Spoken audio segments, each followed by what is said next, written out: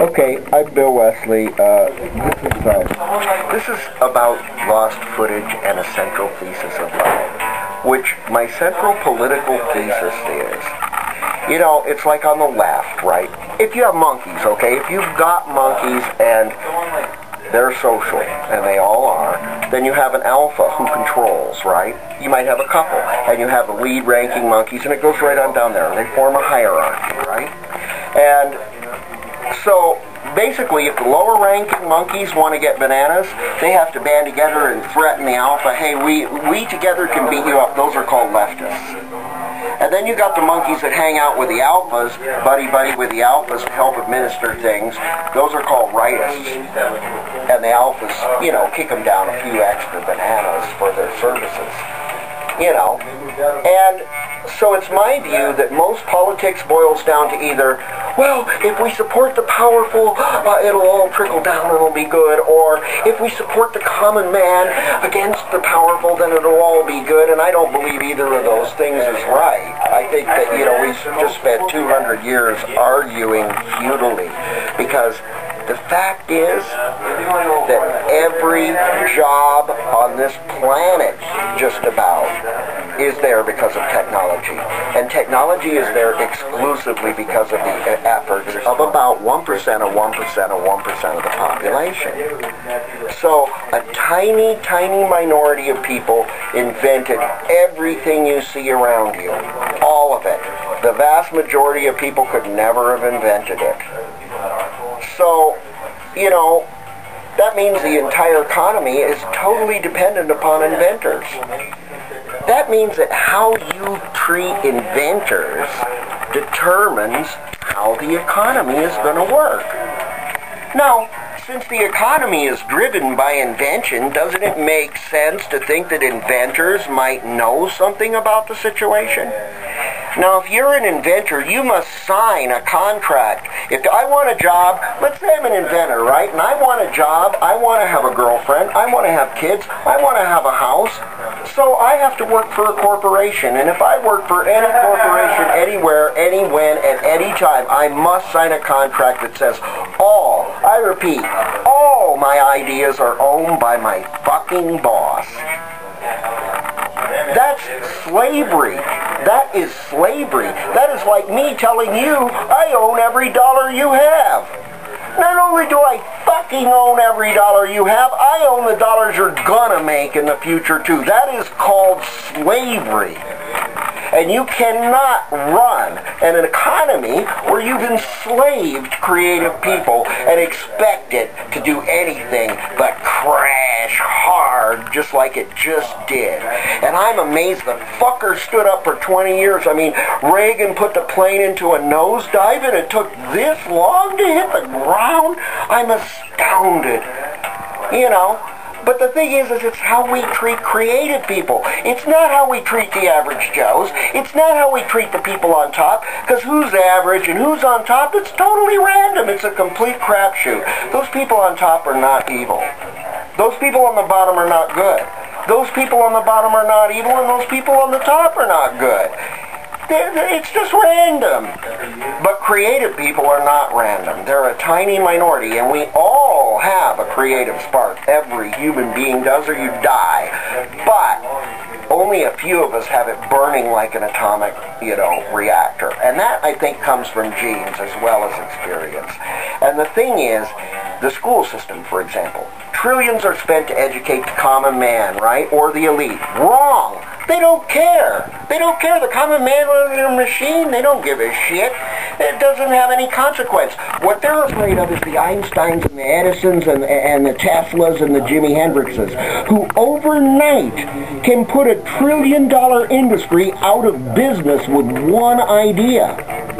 Think how scary that is to the people in power. Above all else, above any other concern, number one, they have to stop that from happening. And so the school system is there. Yeah, it sort of superficially educates or whatever. but it gets to that 1% of the 1% of the 1% super creative people and crushes those motherfuckers like bugs. Crushes them like bugs, shoots them like dogs, destroys them in every way that it can, discourages them, in every way it can, hurts them, exposes them to bullies, denies them the ability to spend any time thinking. I mean, think about it. When did Einstein think of his stuff? When he's about 22. When did Darwin think of his shit? Well, I think he was a little older, but they're all like in their late 20s or late teens. I mean, it's all in that 10-year period. What are you doing during that time? It's Sieg Heil to the university all the way. You're getting your degree. You have no time. Who invents all the great stuff? 9 times out of 10, it's the people that drop out of that system and have some time when they're young to think about what they want to think about instead of what some teacher tells them they ought to think about. And that's basically the problem. The schools need to be actual service-oriented industry. The kid is a customer. They're king. They come in there, a kid says, I want to study math. You go, yes, sir, right away. Here, let's study math. The kid comes in and says, I don't want any freedom. I want a strict regime. You go, okay, fine, we have that for you.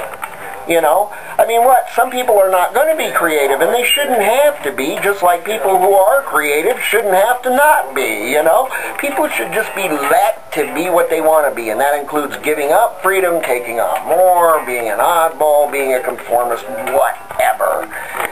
But the thing is when you're tolerant, creativity reaches a maximum.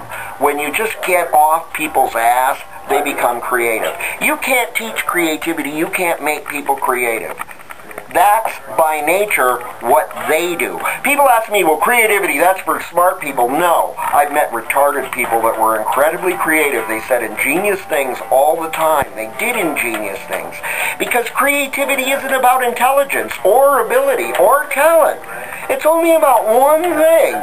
Creativity is about the ability to see for yourself and disregard what other people say if it doesn't look right to you. If a million people come to me and say, Bill, we're going to say it till the end of time, 2 + 2 = 5. If I try it out and put things together and it seems to be coming up 4, I go, look, I know a million people are saying it, but it looks like 4 to me. That indicates I'm creative. I'll just be thinking for myself, and I'll just automatically stumble on ingenious original ideas by total accident because I'm not looking to conform. And I'm not looking to not conform either. I'm totally happy to either conform or not conform. If it makes sense, I'll conform if it makes sense. Most of the time I conform because it makes sense. The only time I want to be a nonconformist if it doesn't make sense. Like when some asshole tells me, well, you can't do this music or that music or that music, then I'm going, well, that doesn't make sense. You can put all kinds of music together. It's more interesting. I remember in school them telling me when I made a snowman with a triangle and a square and a circle and with different colors, the teacher came up and said, you're not following instructions, and ripped it up in front of me. I think that encapsulates the whole school system. The whole idea is find that creative kid. Now, no, don't get me wrong. I don't think this is the Illuminati. I don't think this is an evil plan. No, it is in some quarters. But for the most part, people just do what comes naturally. Just like the cells in your body fight viruses, this society fights creative people. Your cells don't have to be super smart. They don't have to have some highfalutin objective. They just do what comes naturally, and that means crushing viruses that aren't welcome. And remember, evolution comes through viruses. Disease comes through viruses, yes. That's like creative people with bad inventions. But also evolution. Mutations, all favorable mutations come through viruses. Without those same disease-causing agents, evolution comes to a standstill and we perish. So it's like the same with creativity. Some aspects of creativity are ugly, like I said. Overnight, one idea can put 1 million people out of work like that because some inventor thought of some idea, so they're scared. But what we need is to allow inventors to make the money and have the fame. They sign away the money, they sign away the fame. But if they have the money and fame, they will come to rule this planet. Inventors and other creative people will come to rule this planet because they're in control of technology.